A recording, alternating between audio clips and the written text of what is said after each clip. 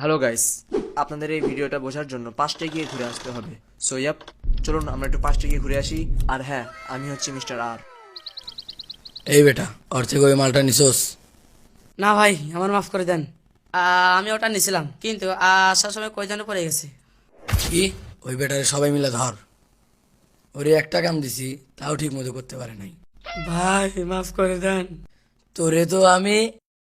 কি রে, কেমন আছিস বেটারা? আবে তুই কেডা? আমি হলাম সে যে তোদের যে আমাদের কি? সে যে তোদের খেলা খতম করবে। কি তুই দেখছোস আমরা কয়জন আছি? তোরে তো আমরা সবাই মিলে ওজন করে বেচে দিতে পারবো রে। আর তোর নাম তো মুখলিস, তাই না? তোর বাম পকেটে তোর মোবাইল আছে, ওটা একটু চেক কর। দেখ, ওইখানে একটা হোয়াটসঅ্যাপে মেসেজ গিয়েছে। ওই মেসেজে একটা ছবি আছে, ভালো মতো দেখ ওই ছবিটা। কিছু কি মনে পড়ছে? তুই তুই আমার স্মোকিং এর ছবি কই থেকে পাইলি?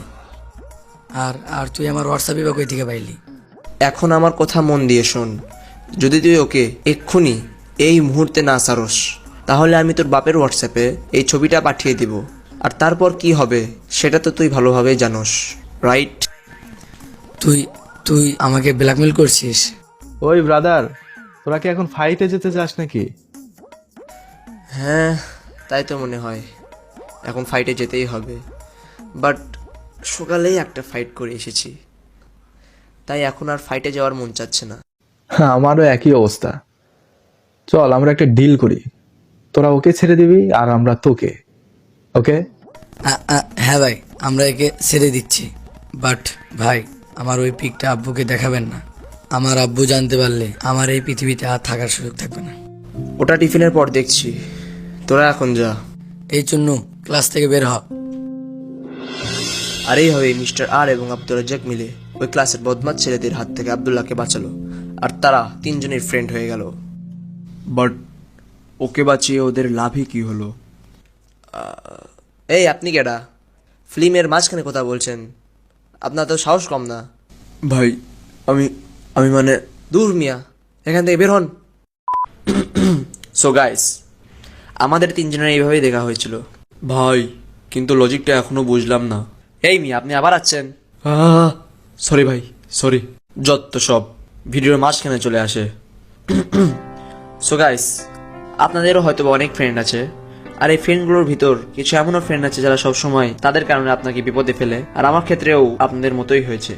আমারও অনেকগুলো ফ্রেন্ড আছে, মানে মাত্র 2টা ফ্রেন্ড আছে। সো গাইস, এখন আমি আপনাদেরকে আব্দুল্লাহর একটা ইনসিডেন্টের কথা বলবো, যেটাতে ভুক্তভোগী হিসেবে আমিও ছিলাম। সো হয়েছিলটা কি, আমাদের স্কুলে সেদিন শেষ এক্সাম ছিল, আর তাই আমরা তিনজন মিলে ভেবেছিলাম যে আমরা আমার খালাতো ভাইকে পাশের স্কুল থেকে পিক আপ করে নিয়ে একটু সবাই মিলে হ্যাং আউট করবো। বাট এখানে একটা প্রবলেম ছিল। প্রবলেমটা এইটা যে আমাদের স্কুলের এক্সাম শেষ হওয়ার পরে আরও 1 ঘন্টা ক্লাস হবে, তারপর আমার খালাতো ভাইয়ের ক্লাসটা এন্ড হবে।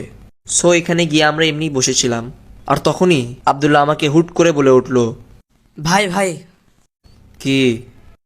আমার একটু কি তোর একটু? আমার একটু তখন আমি ওকে বললাম, সোজা গিয়ে ডানে মন নিবি, তারপর বামে, তারপর ডানে, তারপর আবার বামে, ব্যাস তুই তোর গন্তব্যে পৌঁছে যাবি। কিন্তু ভাই, আমরা তো ওই দিক দিয়েই এইখানে এসেছি। আবে, ওয়াশরুমের জায়গাটাও চিনে না। তুই আমার সাথে আয়। তারপর আব্দুর রাজ্জাক বাইরে গিয়ে দাঁড়িয়েছিল। তখন সে দেখলো একটা ছোট্ট কুকুর তার পায়ের কাছে বসে আছে। ও কি কিউট! উলুলুলু, তু তু তু তু।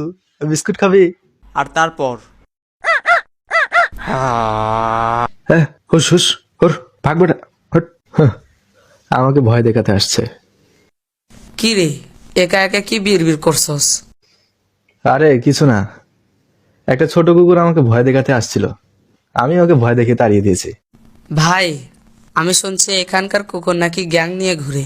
আরে ভাই, তোরা এত দেরি করতেছস কেন?